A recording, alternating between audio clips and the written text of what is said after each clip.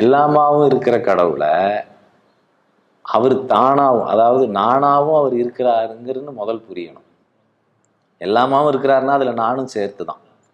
அப்போ நானும் சேர்த்ததாக இருக்கும்போது எனக்குள்ள அவரை உணரவாம நான் வெளியே தேடினேன்னா அது நடக்காது. எல்லாமாவும் உணர்றதுக்கு முன்னாடி அவர் நானா எப்படி, எனக்குள்ள எப்படி என் தன்மையை பெற்றிருக்கிறாருன்னு நான் உள்ளுக்கு பார்க்கணும். அப்போதான் இன்னைக்கு பார்த்த முதல் பாடல் உள்ளத்தே வீற்றிருக்கிறேன்கிறார். அப்போ அவேர்னஸாக, விழிப்புணர்வாக, பிரஜையாக அவர் தன்னை திரும்ப திரும்ப பிரகடனம் பண்ணிகிட்டே இருக்கார். அப்போ எனக்குள்ள நான் அவேர்னஸ் அல்லது சாட்சி நிலையை, விழிப்பு நிலையை நான் எனக்குள்ளே இருந்து இருந்து இருந்து அதுக்குள்ள ஆழ ஆழ அந்த விழிப்புணர்வு தான் எல்லா பக்கமும் இருந்துட்டு இருக்குதுன்னு கொஞ்சம் கொஞ்சமாக புரிதலுக்கும் அனுபவத்துக்கும் வரும். தொடக்கம் எங்கன்னா உள்ளுக்குள்ளே போகிறதுல தான் இருக்குது.